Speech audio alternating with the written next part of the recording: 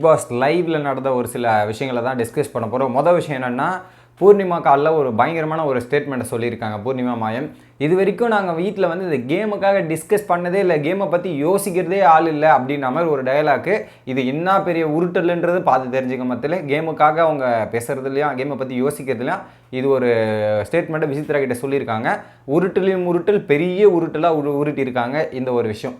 அடுத்ததா அர்ச்சனாவோட கான்ட்ரவர்சி என்னென்னா, அர்ச்சனா வந்து அந்த தொட்டாசிலிங்கி அப்படின்ற டாப்பிக்கை அவங்களால ஏற்றுக்க முடியல. என்னென்னா அழுகை மட்டும். ஸோ ஒரு பக்கம் விஷ்ணு கொடுத்த எக்ஸ்ப்ளனேஷன் சரியாக கொடுக்கல. என்னென்னா, நீங்கள் வந்து ஒரு ஃபன்னுக்காக ஒரு விஷயத்தை உங்ககிட்ட பண்ண வந்தால் நீங்கள் அழுதுருவீங்க அப்படின்றத மீன் பண்ணாங்க. ஃபன்னுக்காக பண்ண வந்து நீங்கள் அழுதுருவீங்க அப்படின்றது தான். ஸோ அர்ச்சனாவுக்கு ஒரு கேள்வி வந்துருச்சு, தொட்டாசிலிங்கன்னா என்ன? Defensive mechanism. ஸோ யாராவது ஒருத்தர் அட்டாக் பண்ண வராங்க, அப்போ டிஃபென்ஸ் பண்ணுறது தான் தொட்டாசிலிங்கி, ஓகேவா? நீங்கள் அந்த டிஃபென்சிவ் மெக்கானிசத்துக்கு நீங்கள் கரெக்டான ரீசன் கொடுக்கல, இது கொடுக்கல அப்படின்ற மாதிரி கார்டன் ஏரியாவில் ஒரு பக்கம் விஷ்ணுவை கேள்வி கேட்குறாங்க. விஷ்ணுவும் அதை சமாளிக்க நிறைய விதங்களில் வந்து எக்ஸ்பிளைன் பண்ணுறாரு. அவரால் பொறுமையாக எவ்வளோ எக்ஸ்பிளைன் பண்ண முடியுமோ அந்த அளவுக்கு எக்ஸ்பிளைன் பண்ணுறாரு மக்களே. இதுதாம்மா ரீசன், நான் அதை மீன் பண்ணி சொல்லலை, அது பெருசாக தெரிஞ்சுது, உன்னோட இதுவில் அழுகை கொஞ்சம் பெருசாக தெரிஞ்சுது, ஸோ ஹைலைட்டான மொமெண்ட்ஸில் அது இருக்கும், அதை தான் நான் சொல்ல வரேன், அதை தான் இதை சொல்லியிருக்கேன் அப்படின்ற மாதிரி விஷ்ணு சொல்கிறாரு.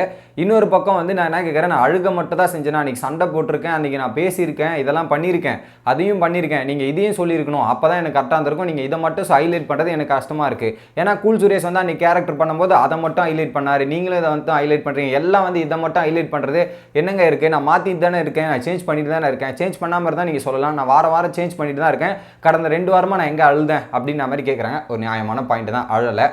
பட் அதை சொன்னவொடனே உடனே வந்து மாயா வந்துடுறாங்க. அதுதாங்க ரிப்பிட்டேஷன்னா என்னென்னா, அது சேஞ்ச் பண்ணுறதுக்கு ஜோவிகா கமல் சார் சொன்னார்ல, அதை நீங்கள் சேஞ்ச் பண்ண எஃபெக்ட்ஸ் போட்டுட்ருக்கீங்க, இதெல்லாம் பண்ணிட்டுருக்கீங்க, நாங்களும் உங்கள் கூட பேச ட்ரை பண்ண எஃபெக்ட்ஸ் போட்டுட்ருக்கோம், நாங்களும் ட்ரை பண்ணிட்டு தான் இருக்கோம் அப்படின்ற மாதிரி சொன்னோடனே, அன்றைக்கி சண்டை மட்டும்தான், நான் அழ மட்டும் தான் செஞ்சேன், நான் திரும்ப சண்டையெல்லாம் போட்டல, பேசவும் செஞ்சில்ல, அதெல்லாம் என்ன கண்ணுக்கு தெரியலையா அப்படின்ற மாதிரி கேட்கும்போது நிக்சன் உடனே குறுக்கில் வந்துடுறாரு. ஏங்க நீங்கள் அன்றைக்கி எல்லாரும் குரூப்பாக வந்து அட்டாக் பண்ணுன்ற பாயிண்ட்டை மட்டும் பேசுகிறீங்க, இதெல்லாம் பண்ணுறீங்க, அன்றைக்கி வந்து நாங்கள் அட்டாக் பண்ணலங்க, இதெல்லாம் பண்ணலன்ற மாதிரி நிக்சன் ஒரு பாயிண்ட்டை பேசுகிறாரு. எப்பா நிக்சன், அன்றைக்கி குரூப்பாக வந்து எதுவுமே அர்ச்சனா கிட்ட நீங்கள் பேசலையா? அந்த குரூப் அந்த கேங் வந்து அர்ச்சனா கிட்ட குரூப்பாக வந்து பேசலை, எல்லாம் தனித்தனியாக வந்து பேசுனீங்க, கொஞ்சமாதிரி யோசிச்சு பேசுகிறா நிக்சன் அப்படின்ற மாதிரி எனக்கு தோணுச்சு. இன்னொரு பக்கம் வந்து இந்த பாயிண்ட்டை சொல்லும்போது, அப்போ உங்கள் அழுகை உங்களோட வீக்னஸா? எல்லாரும் வீக்னஸை போட்டு அடிக்கும்போது இதை பற்றி பேசுகிறாங்கன்னா அழுகை உங்கள் வீக்னஸா அப்படின்ற மாதிரி விஷ்ணு ஒரு பாயிண்ட்டை கேட்குறாரு. அர்ச்சனா அந்த இடத்துல சைலண்ட்டை மெயின்டைன் பண்ணுறாங்க. ஸோ அவங்களோட அழுகைன்றது அவங்களோட வீக்னஸ் தான், ஓகேங்க? அர்ச்சனாவோட வீக்னஸ் அழுகைன்றது ஒரு மிகப்பெரிய வீக்னஸ், அதை வெளியே காமிக்கக்கூடாது அப்படின்ற மாதிரி ஒரு விஷயத்தை சொல்லிட்டு இருக்காங்க. இன்னொரு பாயிண்ட்டுக்கு மேலே வந்து பூர்ணிமா வந்து புரிய வைக்க ட்ரை பண்ணுறாங்க. இதெல்லாம் இப்படி நடந்தது அப்படி நடந்ததுன்னும் போது பூர்ணிமாவும் புரிய வைக்க ட்ரை பண்ணுறாங்க. அர்ச்சனாவுக்கு ஒரு பாயிண்ட்டுக்கு மேலே புரியல, நீங்கள் கரெக்டாக சொல்லலைங்க, அதை மட்டும் நான் பண்ணல, இந்த வீட்டில் பல விஷயங்கள் பண்ணியிருக்கேன், இதெல்லாம் பண்ணியிருக்கீங்க அப்படின்ற மாதிரி சொல்கிறாங்க. விஷ்ணு எனக்கு அது மட்டும் தாங்க ஹைலைட்டாக தெரிஞ்சுது, அது மட்டும் தான் எனக்கு தெரிஞ்சுதுன்றது விஷ்ணுவோட கருத்து. நீங்கள் அதை விட பெருசாக எதுவுமே பண்ண மாதிரி எனக்கு தெரியல அப்படின்ற மாதிரி விஷ்ணு ஒரு ஸ்டாண்டில் இருக்கார். இங்கேருந்து நிக்சன் போயிட்டு பெட்ரூமில் ஒரு பக்கம் கதறிட்டு இருக்கார். என்னென்னா வந்து இப்போ வந்து அர்ச்சனா வந்து யார், ரவீனா 2.0 மாதிரி பண்ணுறாங்க, அவங்க பண்ணுற எல்லா விஷயமே வந்து ஃபேக்காக இருக்குது, அவங்க இப்படி இருக்காங்களா இல்லை நல்லவங்களாக இருக்காங்களா கெட்டவங்களா இருக்காங்களான்றது எனக்கு தெரியல. ஸோ அது தெரிஞ்சால் தான் நான் போயிட்டு அவங்க கிட்ட பேச முடியும், இதெல்லாம் பண்ண முடியும். அவங்க நிறைய வாட்டி என்கிட்ட பேசுன்னு கேட்பாங்க, நான் பேச மாட்டேன், அவாய்ட் பண்ணிட்டு போயிடுவேன். ஸோ வினுஷா பார்த்தாவே எனக்கு சின்ன விஷயங்கள் வந்து ஓவராக பண்ணுற மாதிரி இருக்கும், ஃபேக்காக பண்ணுற மாதிரி இருக்கும் வினுஷா பண்ணுறது. அதே மாதிரி தான் இவங்க பண்ணுறது எனக்கு ஃபேக்காக பண்ணுற மாதிரி இருக்குது, அதனால் நான் போய் பேசுறதில்ல, விசித்ரா மம்மிக்கிட்டே அதனால தான் நான் பேசுறதில்ல, அவாய்ட் பண்ணி நேரிட்டு இருக்கேன் அப்படின்ற மாதிரி நிக்சன் ஒரு பக்கம் உள்ள மாயா கிட்டையும் ரவீனா கிட்டையும் எக்ஸ்பிளைன் பண்ணிட்டு இருக்காரு. டே நிக்ஸா, சூப்பரா நிக்ஸா, வினுஷா மட்டும் உள்ள வந்தா நீ ஃபேக்கா இல்லை அவங்க ஃபேக்கா? அவங்க ஃபேக்கு இருந்தால் செவில் மேலே கொடுக்க மாட்டாங்க, உண்மையாக இருந்தால் ஸ்திரமான அடி கொடுப்பாங்கடா நிக்ஸா. நீ சொன்னல வினுஷா ஃபேக்குன்னா வந்தாங்கன்னா உன்னை சைலண்ட்டாக விட்டுரும், அதே உண்மையான இதுவாக இருந்துன்னு வச்சுக்கோ செவில் மேலே கொடுப்பாங்க, அப்போ வாங்கி கட்டிக்கிங்க உள்ளே வந்தோடனே, அப்போ தெரியும் யார் இது, அப்போ தெரிஞ்சதுன்னா உன்னோட கேம் பிளே என்ன.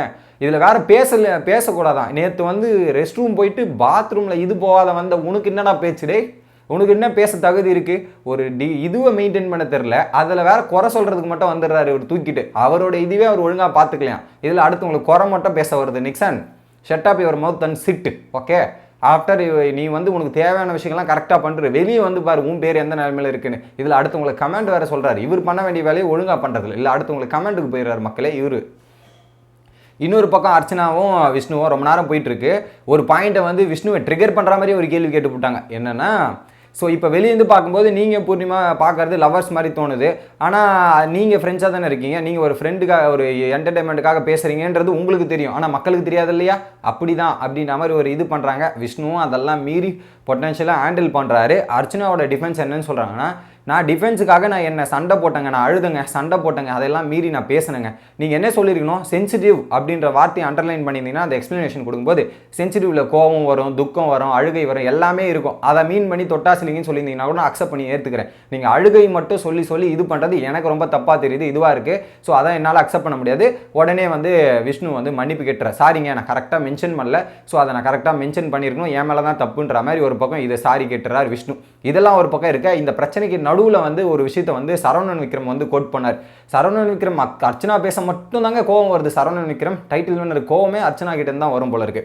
கேட்டுட்டு இருக்கும்போது பார்த்தீங்கன்னா அர்ச்சனா சொல்லுவாங்க, நான் மாற்ற ட்ரை பண்ணிட்டு இருக்கேன்ல, என் அழுகையை மாற்ற ட்ரை பண்ணிட்டு இருக்கீங்களா அப்படின்னும் போது வந்து நேமை சொல்லாமல் ஒரு சாமியாக ஒன்று பேசினார் விக்ரம். என்னன்னா, நான் கூட தாங்க ஒன்றுமே பண்ணலன்னு ஒருத்தவங்க வந்து என்ன சொல்லிட்டு இருந்தாங்க போன வாரம். நான் ஏதோ பண்ணுறதுக்கான முயற்சி எடுத்துகிட்டு இருக்கேன், அதனால் உன்னோட மாற்றத்தை எல்லாரும் அக்செப்ட் பண்ணுறாங்க அப்படின்ற மாதிரி ஒரு ட்ரை பண்ணிட்டு இருக்கேன் போது அர்ச்சனா கேட்பான், உன்னோட மாற்றத்தை எல்லாரும் அக்செப்ட் பண்ணிட்டாங்க, நீ ஏதோ எஃபெக்ட் பண்ணுறன்றதை அக்செப்ட் பண்ண ஆரம்பிச்சிருக்காங்க அப்படின்னும் போது உடனே அர்ச்சனா வந்து கேட்பாங்க, இல்லை நீ அக்செப்ட் பண்ண ஆரம்பிக்கிறாங்க, ஆனால் நான் போன வாரம் தான் உன்னை போல் ஒருவன் டாஸ்கில் நான் தான் பண்ணேன், அதை தான் உன்னை அக்செப்ட் பண்ண ஆரம்பிச்சிருக்காங்க, ஓகேவா? நீ இப்போ பண்ணி மாற்ற ஆரம்பிச்சிருக்க, ஒரு வாரத்தில் மாற்ற ஆரம்பிச்சு அக்செப்ட் பண்ணாங்க, அதே நான் மாத்திரம் ஏன் அக்செப்ட் பண்ண மாட்டேங்கிறாங்க அப்படின்றது கேள்வி. ஸோ உன்னை பொறு ஒருவன் சார்ஸில் அவர் சில விஷயங்களில் எடுத்து விக்ரம் வந்து சைலண்ட்டாக இல்லை, அவருக்குள்ளே இருக்க திறமை அதை ப்ரூவ் பண்ண நீ பண்ண, ஆனால் அக்செப்ட் பண்ணிட்டாங்க, அதே நான் பண்ண ஏன் அக்செப்ட் பண்ணலன்ற மாதிரி அர்ச்சனா ஒரு கேள்வி வைக்கிறாங்க.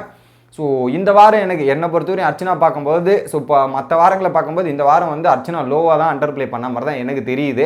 என்ன பண்ணுறது, அவங்க வந்து கரெக்டான சுச்சுவேஷன் நமக்கு வரணும், நமக்கு வந்தால் தான் நம்ம எழுதுக்க முடியும் அப்படின்றது வெயிட் பண்ணுறாங்க. பட் இந்த வீட்டை பொறுத்தவரையும் எல்லா டைம்லையும் சுச்சுவேஷன் வரதுக்காக காத்துறதுனா இந்த சுச்சுவேஷன் அமையாது. நீங்களாம் ஒரு சில சுச்சுவேஷனை உருவாக்க வேண்டிய கட்டாயத்தில் அமையும் நான் நினைக்கிறேன். பட் எனிவே இந்த இஷ்யூ சால்வ் ஆகி முடிஞ்சிருச்சு. உங்களோட கருத்து என்ன அப்படின்றது கமெண்ட்